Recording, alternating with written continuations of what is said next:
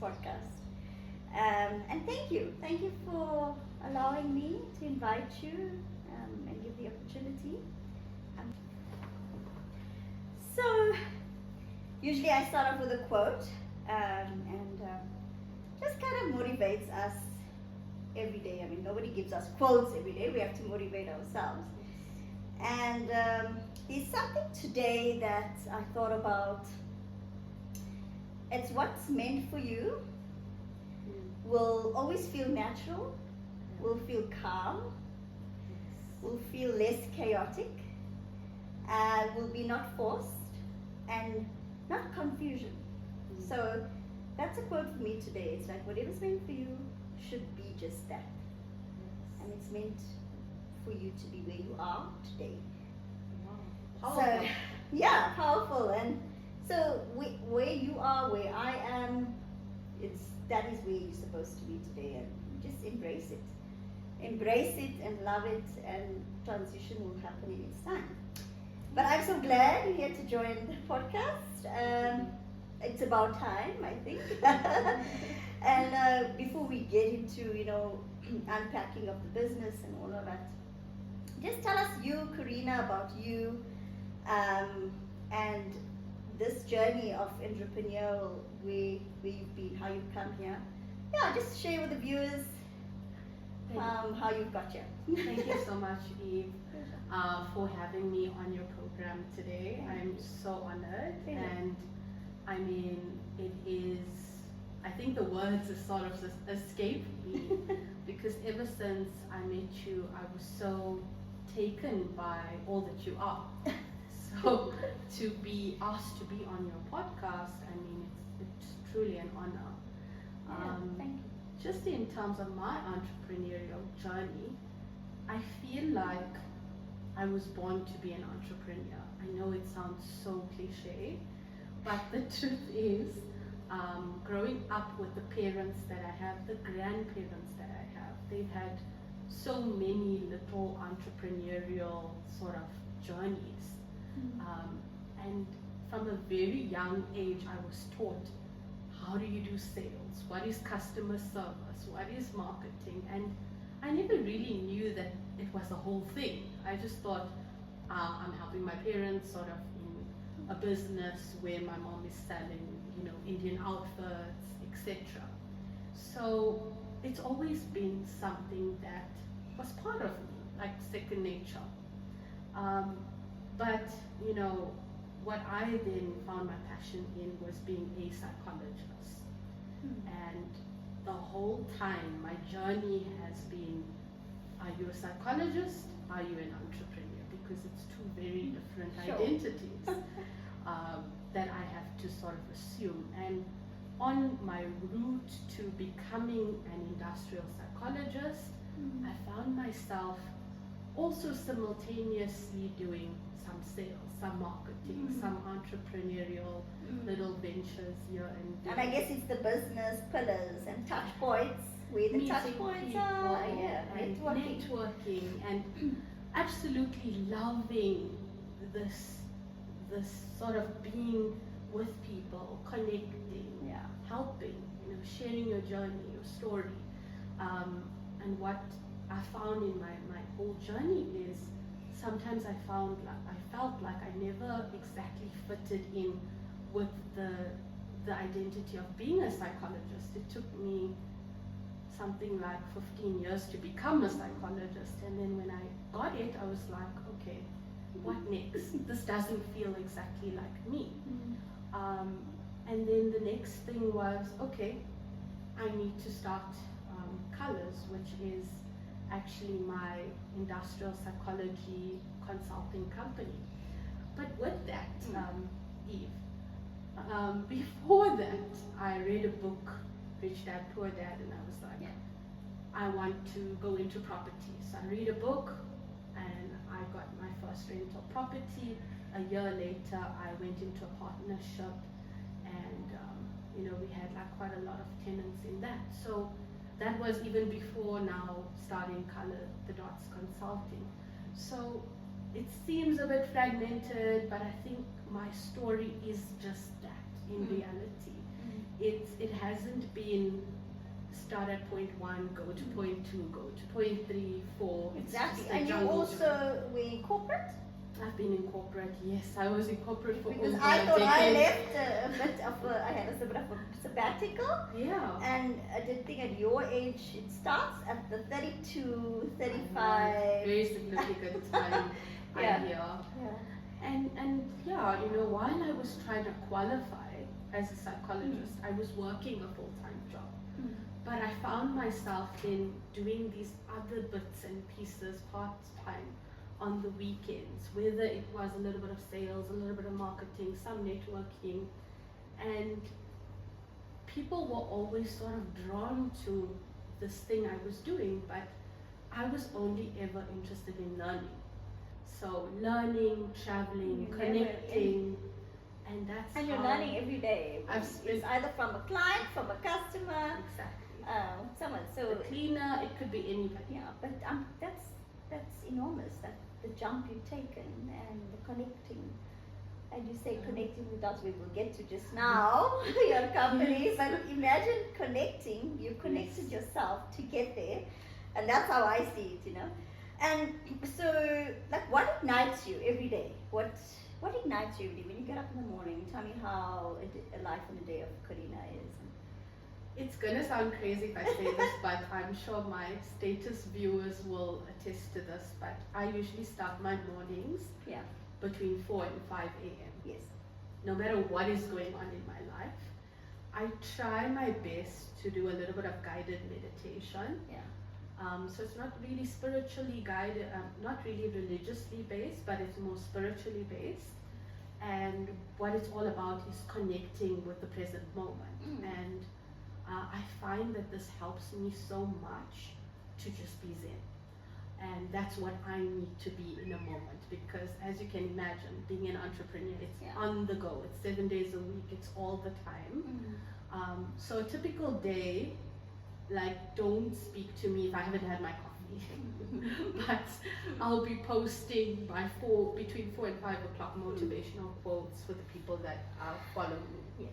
And then it's just, getting into my emails, getting into either it's the PhD work, or it's the one business, or the other, or I'm speaking at an event, and I mean, you can so relate. Every day is a different day. No, definitely when it comes to that entrepreneurial, which is good because you look forward. Yes. You actually learn more out of corporate, being an entrepreneur, because the life skills and people skills, it just broadens, out of nowhere, because we're stuck in the corporate environment where it's just the silos, that silo block, day to day, the same thing. And well, look, I'm back in my corporate, but I can't really, it gave me a good insight out there. And well, let's talk about the elephant in the room. And I mean, when I say the elephant in the room, it's the mental health right now. We've done October, mental health awareness and all of it. And it's such a big thing in this world right now that it's uncontrollable. Okay, you don't know the next person, what they're going through. You try to be kind, and you want to reach out to the right people. And your circle of people are small, like me, I'm sure, with a woman and all that. But also try to maintain your own mental health with others around you. How do you do it? What can you maybe help or try? How can we help try? We're not going to solve this problem now here, but maybe an insight of how can we help those, what insight can you give for mental health balance? So this is a great, I think, question, and thank you for that. I have done quite a few talks, where I'm speaking at events around mental health, and I find the best way I can answer this is by saying, and no BS, I can say it like that. Sure. No BS. No filter. We all go through stuff, and I myself have gone through the most. I think when you look at a person who, and I've gotten this a lot, they see my age, they're like, oh, she's 32, and what could she have been through? And I mean, she got the businesses, she's doing a PhD now, perfect life, travel, etc. And it hasn't been that. I mean, I've been kidnapped and held at gunpoint. I've called off a wedding a month before the wedding date. No, we're gonna get to that. Oh, we're gonna get everywhere. and those are just the bigger things. But no one teaches you. I think for me personally, when I was in corporate, I was always more of a specialist, and no one sort of gives you that training on how do you become a manager, how do you lead people, how do you communicate. My personality being sort of an ESTJ, it's that similar to the Steve Jobs type. It's I want output, and how do I then show up for my people? I can't sit here and say I'm perfect and I figured it out. I mean, as I meet people like yourself, other mentors, other friends, I learned so much. I think, and that's really what it's about, is community. I'm here to say, like, no matter where you come from, I'm from a small town in Asia South, no matter where you come from, no matter what you've been through, you can take it, embrace it, and just make the most of it. Yeah. And sometimes in that journey, you're going to have to take a step back and say, okay, what do I want? What is my purpose? What is my journey? Why am I doing this? Am I doing it for likes and claps? Or am I really doing it because I'm trying to help someone? And that's mental health for me. Now, mental health is not just, a lot of people liken it to your emotions on a day. Or they say, okay, go to gym. But for me, in my own wellness coaching that I do, I use a model that encompasses different sort of spaces, which include the spirituality, the occupational well-being, physical, mental, your community, your circle. Because I think the movement is happening where, and I think you and I spoke about this off air a little bit, where in the past, you could work your 8 to 5, you clock out, I'll see you on Monday, it's done. But now, our lives are so intertwined. I can't separate. I tried to, separate Karina, the entrepreneur, from Karina, the academic, from Karina, the corporate, from Karina who just loves to travel and, has that free spirit. I want to party, I want to go out. And, mental health for me is accepting who you are. And it doesn't have to be, and it took me a long time to learn this, it's not about I have to get a doctorate to be happy, or I have to make partner, or I have to start a business, or I have to get married. It's not about that. It's about when I am so comfortable in my own space, in who I am and what I have to offer. And you talk about the passion, you're on earth for what? Purpose, what are passion. you here? What's your passion? What's your purpose? What do we have? Purpose and passion. Yeah, but I'm so glad you brought that up, because it's seeing, okay, who are you first? Okay, see to you who you want to be first before you do the checklist. When you brought up with you have to get married, you have to tick that, you have to have kids, you have to tick that, you have to it's like the Indian family home when you brought up, and I'm glad that we're not so conservative. Oh no. No. Not at no, all. not at all. It's not, and I'm glad I'm also Not not conservative, but you kind of put the ethics into place. Yes. Yeah. And with that, Eve, I have to say, my dad and I, we often joke about this, and he'll say, Karina, if there's a straight path to go on, you will always go from Cape to Cairo. You have always been the person that goes off the beaten path. Yeah. So if we think the logical thing is to go left, you will go dead right. Yeah. And really, that's been I me. think that's we connected. I mean, I'm learning how to cook now in my 30s. Literally, this year. Such a big thing. My parents are more proud for that than they've been for anything else, because they saw a side to me I think they never saw. And to be honest, I hate to say it, but I actually love it. And so for me, it's living a life where I can be true to myself. I mean, I started learning how to do horse riding a few years, traveling, and you know, you learn so much from people around you. I could never be in the position I am today without the support of my family and my friends. My closest circle of friends whom I've had for most of my life, and the few that have come a little bit later, you know. But my parents, raising a daughter who they've been told she's a spitfire, she's a hothead, she's Karina, and to some extent a lot of people have this joke, you know, hurricane. I remember that. It's like a force, you know. But it's good. It's good to have your boundaries, and you say your guard up whenever you can. On that point, tell us a positive memory, your childhood. You know, of your childhood, and I know sometimes it's a bit, it gets a bit touchy for people in their childhood, and I know not for everyone. But there is times where we enjoy our childhood, and there is times where we have a positive output, and maybe share with us. You know. Look, the biggest one that comes to my mind off the top of my head has to be when I must have been maybe 5 years or so. My parents used to have, maybe 5 or 6, my parents used to have their own restaurant where my mom was a chef. Yeah, I know, now it sounds even more crazy that I'm only learning how to cook now, but I've been spoiled. So my mom was a chef, and my dad basically owned this restaurant for a period of time.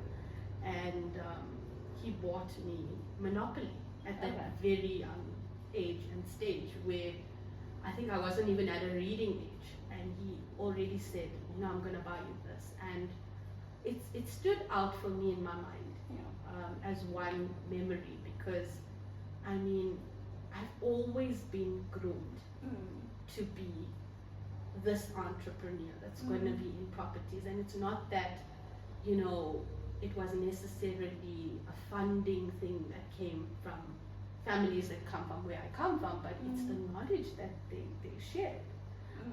My grandparents on both sides of the families, actually, with the little that they had, they also basically did outbuildings and got tenants in, and it amazes me to this day where they came from nothing, and you know, they built and they worked together.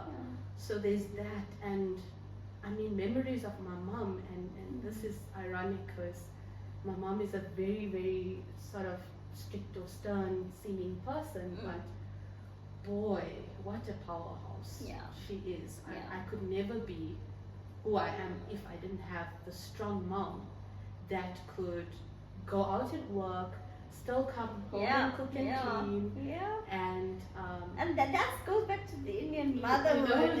And you know, in growing up, obviously I wouldn't have really appreciated it as much as I do now, being a lot older, because I see it with my own friends that have kids where they're like, Karina, I have to be the bad guy, and I'm like, but you know what?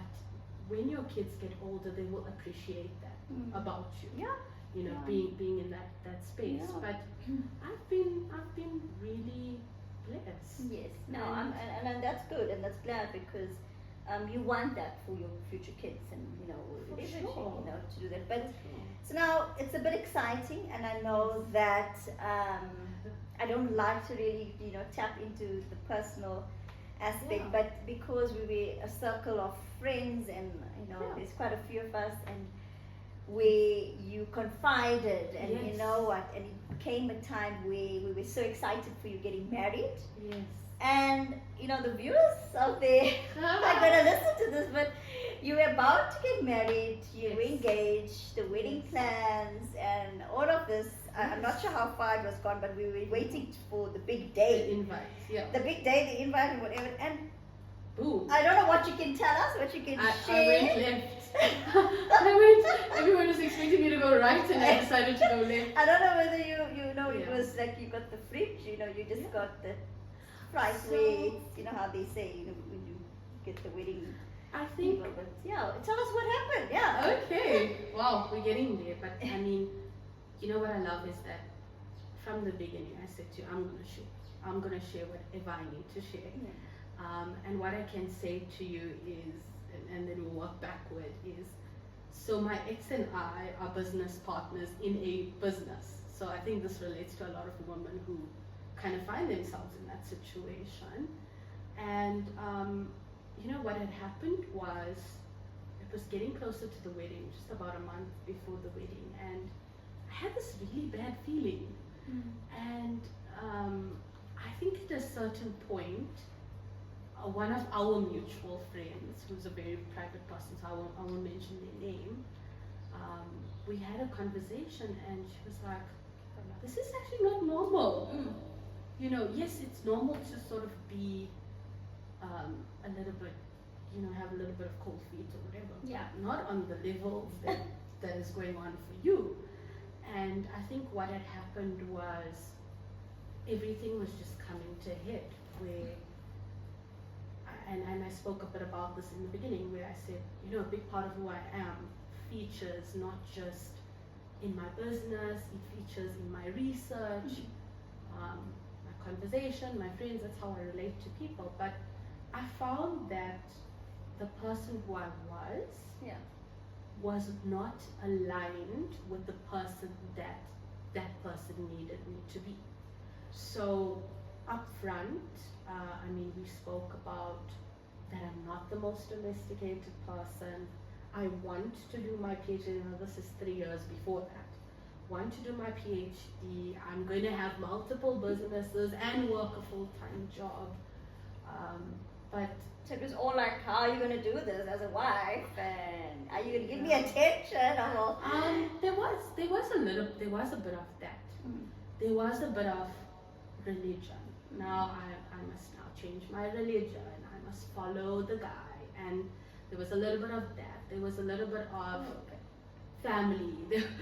This actually had needs its own series. But there were so many. I don't know about the religion part. There were so many different sort of levels, and I remember there was an opportunity for a job that was happening in Cape Town, and I was trying to apply, and that then triggered the whole thing. So basically, Eve, there were just so many things happening at once. We were business partners. Being business partners were difficult. We had full-time jobs. At that moment in time, my consulting company was deciding to take off, and I just found myself split in so many places. And planning the wedding was like the least of my concerns. But basically, that's what it comes down to. We were just not compatible. And I'm not trying to be diplomatic, I can call a spade, but a lot of people were like, what's going to happen now with the business and this and that, and honestly, it's been a year that we broke up, actually.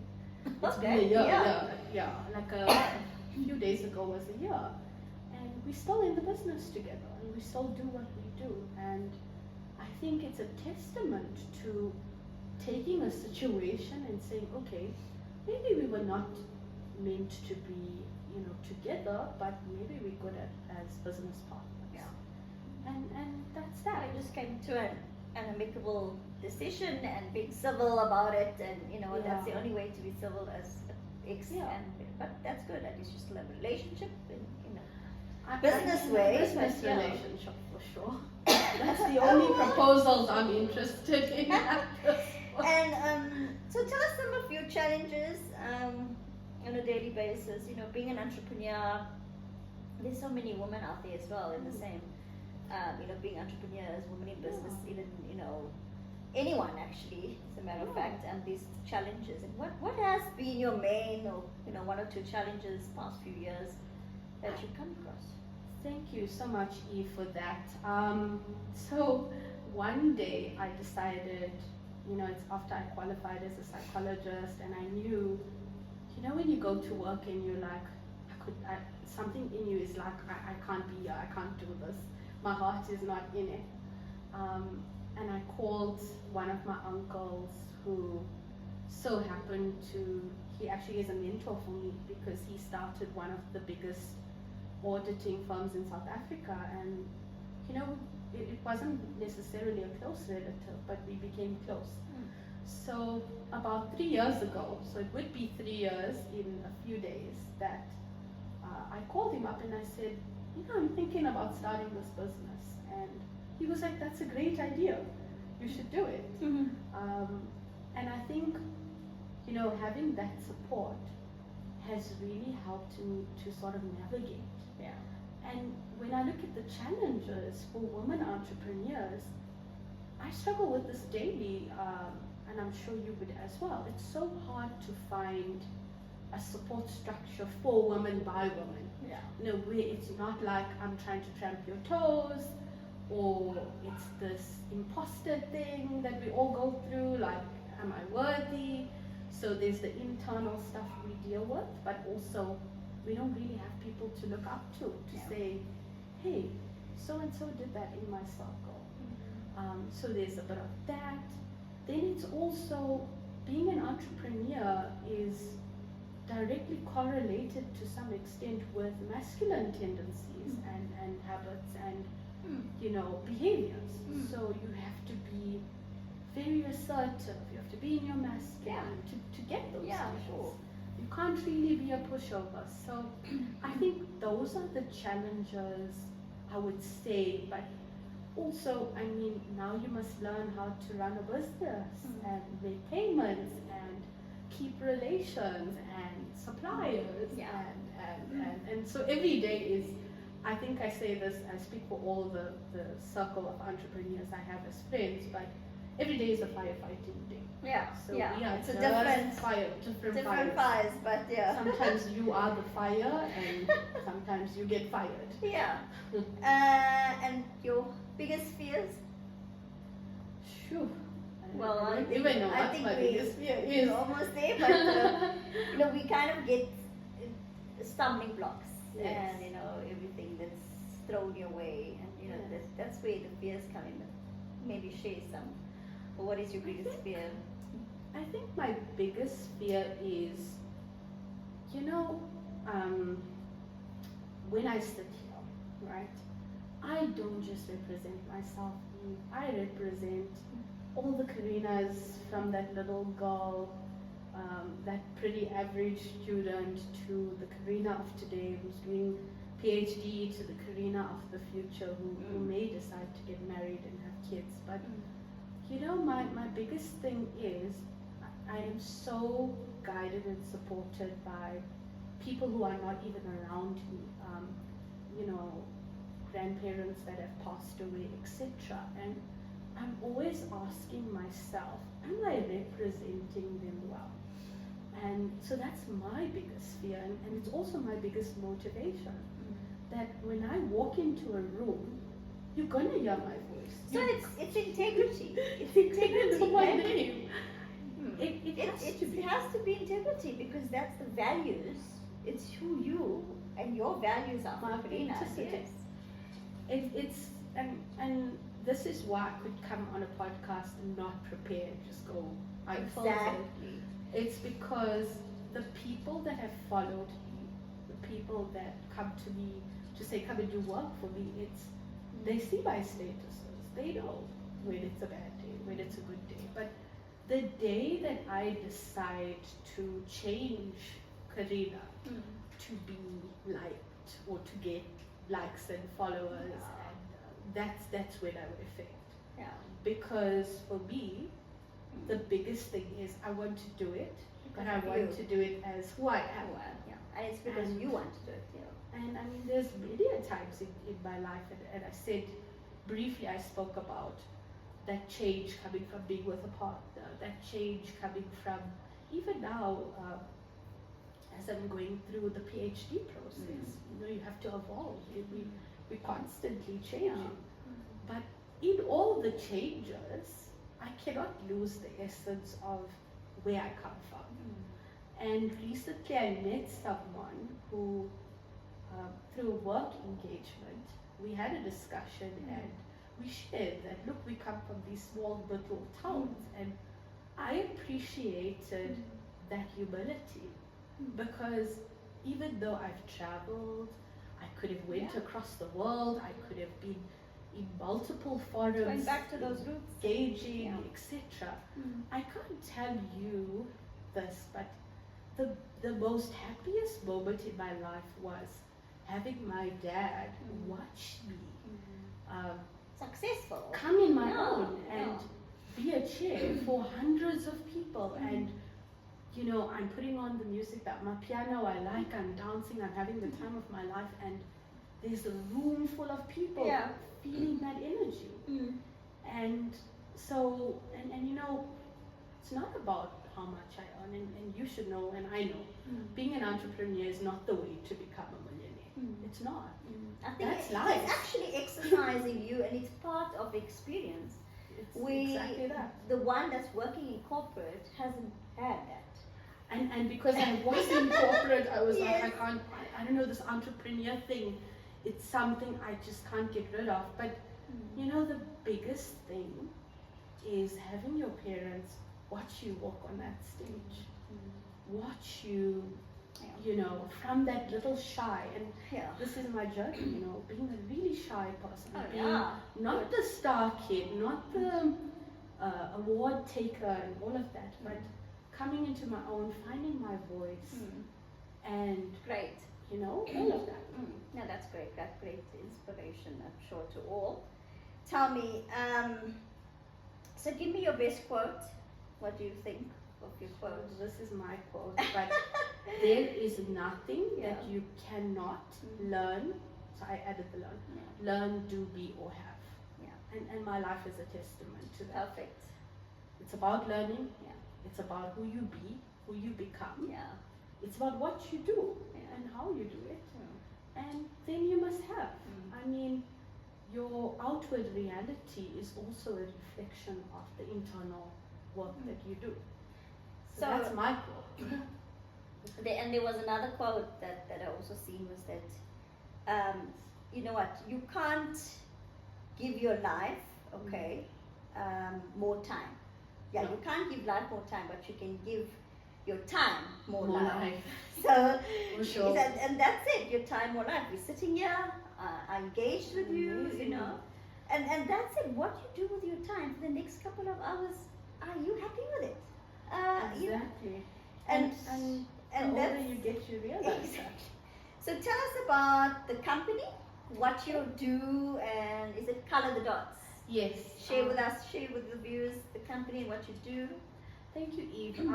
Okay, so Color the Dots Consulting was a company that started because, in a way, I was very sort of a bit of a rebel when it came to corporate, and in terms of them transforming and really transforming. And when I say transforming, I'm talking about all the levels, doing things that are not just sort of tick boxes, but making real transformation in individuals, in teams, in departments, in organizations. So what we actually do and have done for the clients that we serve in various industries is we help them build high performance cultures, and we put into place different interventions. So we do business consulting. And what we found with a few of our clients, with the way that we do things, which is not sort of stereotypically management consulting, but we add a bit of art, a bit of psychology, a bit of engineering to the different solutions that we put together. I've done work for a food and beverages franchise, and you know, after a 3-day intervention, they saw a 20% revenue increase, which it's just one example of how we add value for companies, but it's also the team stuff. So there's other clients that we serve where it's about, you know, breaking down the communication barriers, and then we do certain trainings for that. And the team morales and all of it. Building morale. And, you know, again, the whole thing about mental health and wellness coaching using the model. I've done that with traders. They saw improvement in their performance and their emotional well-being because it's highly pressurized. So the company basically puts together solutions based on different industries. So we don't work in one industry, we work in different industries and we customize based on what their needs are. And then what we find is some companies now liking what we're doing on the social media side, so then they're also now coming to us for some of that type of consulting as well. And then in my private capacity, I do some speaking engagements for the company. So what are your social handles if they want to just go to? Okay, you can catch us on Color the Dots Consulting. We're on LinkedIn, we're on TikTok, Insta, or you can follow me directly, which is Karina Naidu on LinkedIn. Okay. Get in touch with us. We love to work with small to medium businesses. We definitely craft solutions. We've got an expert team that we've got together and we have fun while we're doing all this consulting stuff. So tell me, what's your favorite food? I know you're Indian, you can't tell me if it's Indian, but I wouldn't mind. Okay. So my favorite food is my mother's chicken curry. Oh God, okay. And it's not, the dressed, Indian people will say dressed chicken. But it's the Cornish chicken. It's chicken curry and rice. Wow. Please, you need to bring me the next time because I only learned, my brother would say this, but I think I only know how to make a few things, and Carl's chicken is one. Yeah, okay. Minced curry is another, and maybe mutton curry. But yeah, that's my favorite. Oh, that's your favorite. Okay, good. So the next time I'm gonna get invited. Yeah. You're gonna definitely come home. Yeah. So if you have to go to an island, what will be the only item that you take? Sure. I'd be lying if I said anything other than my camera. The people that work with me will be like, I must take my phone and all of that. But in reality, I think I travel best with family and friends. So I don't know who to choose, but I think it depends on where I'm going. Any item, what would you take? Oh, so not a person. Oh, not a person. No. A bottle of wine. There we wine. go. Okay. Well, you gotta survive with that every day. Okay, that's good to know. Yeah, and then just before we end, share with us something, as entrepreneur, as a woman, as daily life. We all got challenges. We get up in the morning. It's not the same we feel every day, but we try and put that positivity in our mindset because we also confronting with a lot of people, colleagues, work colleagues, business partners, managers, and what can just share an insight. Okay, maybe what we can try do every day. I think Eve, the biggest thing that I do is, and some people call this selfish when women do this, but I think I call it self-full, pouring into your own cup, whatever that means for you in a day. For me, sometimes it's that cup of coffee, sometimes it's my mom's food, sometimes it's just a little laugh with my dad, and I think we need those. Yeah, I miss that laugh with the dad. I've got a phone name. and I take, wherever I'm at, it's making the most of where you are. A big part of why I could be the entrepreneur I am is not having come from money, but being resourceful and grateful and appreciative of where I was at a moment in time. So I think it's being grateful for whatever challenges you are faced with at a moment, and also realizing that everything is coming together, and it's okay to take a day where you are under the bed, under the blanket, and I don't want to see anyone. Or it's okay to take a trip by yourself and leave your kids aside. Or what I do, I can go to the movies alone. I can go for these classes and horse riding, and I think I spend so much of time by myself, for myself, and I have to say this on air. A lot of guys are like, this is crazy. You go to the movies alone, you would have a meal alone, and a lot of girls that's what they say. If you can have a meal alone, then you're quite capable. A lot of people see this as a bad thing, and so my thing is, you have to be so comfortable with who you are at a moment, at a certain space in time, that you say to yourself, I need this time for me. This is how I'm going to fill my cup. Yeah. Whether it's a massage, whatever it is. But that's what you got to do for you. Great stuff. Great. Thank you, Karina, for joining us. Thank you, Eve. I'm Thank so you, excited. everyone, for watching. Yeah, and we'll get to the viewers out there, but really we'll appreciate definitely have the another one platform. in. But thank you so much for joining.